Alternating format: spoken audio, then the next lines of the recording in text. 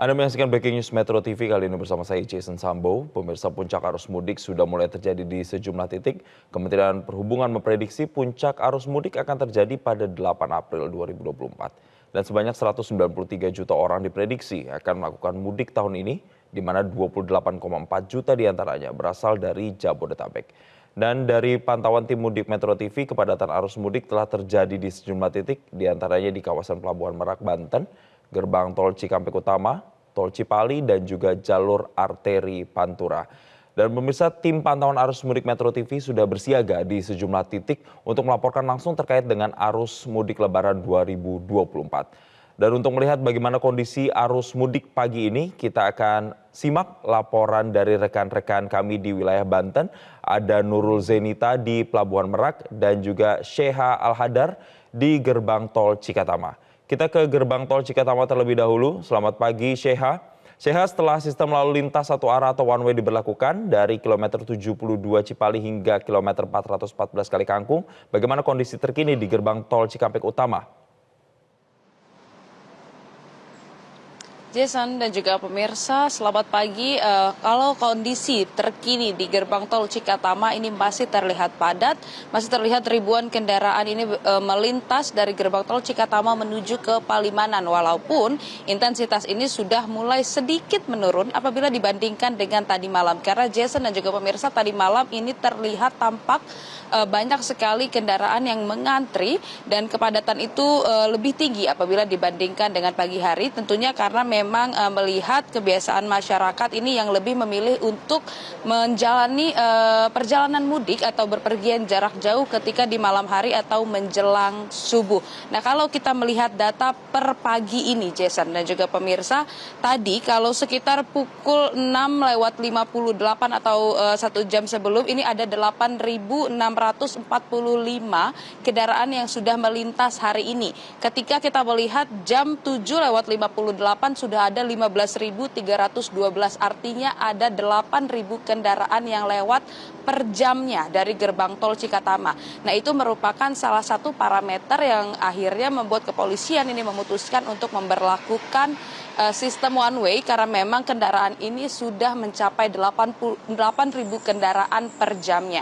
Nah, ini one way sudah diterapkan dari tadi malam dan sekitar pukul 10 malam, dan semenjak diberlakukannya one way ini memang kepadatan kendaraan ini sudah mulai terlihat, namun memang tidak menyebabkan kemacetan yang panjang kalau di gerbang tol Cikatama. Namun apabila kita melihat di gerbang tol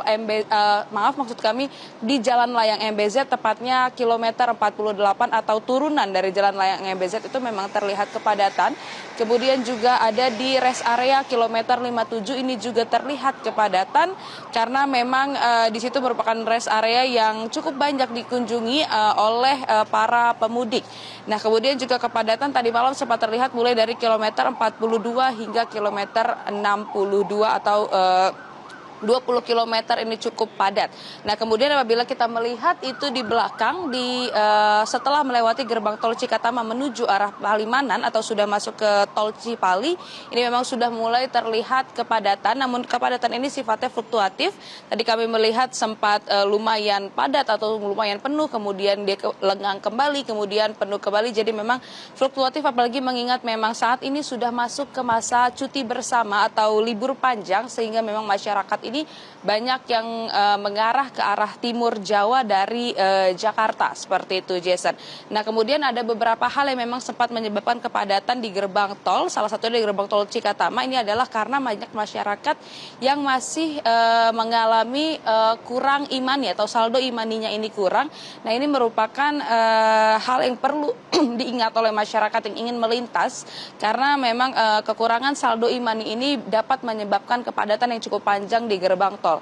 Nah, sudah disebutkan dari pihak Jasa Marga, kemudian juga dari kepolisian bahwa saldo imani dari Jakarta ke Semarang ini minimal 500.000, Jason dan juga pemirsa, sehingga tidak khawatir akan kekurangan saldo imani. Nah, kemudian juga untuk di rest area, mengingat saat ini beberapa rest area memang sudah cukup penuh, memang dibatasi hanya 30 menit saja per kendaraan agar tidak terjadi penumpukan. Nah, kemudian untuk masyarakat yang memang belum menemukan rest area ini diingatkan diingatkan untuk tidak berhenti di bahu jalan karena dapat menyebabkan atau membahayakan diri sendiri maupun juga kendaraan lain.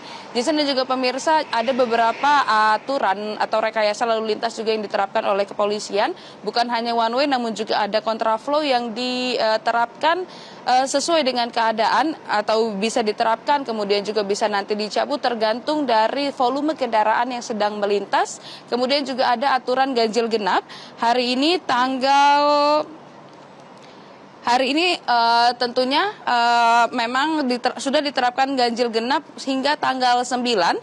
Kemudian juga selain ganjil genap ini tentunya nanti akan ditilang melalui tilang elektronik atau atlas, sehingga diingatkan oleh masyarakat untuk memastikan plat nomor kendaraannya ini sesuai dengan tanggal ia memilih untuk mudik, Jason dan juga pemirsa. Nah, tentunya juga memang untuk masyarakat diingatkan kembali untuk selalu memastikan kesehatan kendaraannya, kemudian juga kesehatan dari pengemudinya agar selamat sampai tujuan. Sementara itu, Jason, kembali ke Anda. Baik, terima kasih Syah. Artinya memang sudah ada peningkatan volume kendaraan tapi belum sampai mengular atau membuat kepadatan yang begitu panjang di gerbang tol Cikatama dan masih fluktuatif. Terima kasih. Jelajahi cara baru mendapatkan informasi. Download Metro TV Extend sekarang.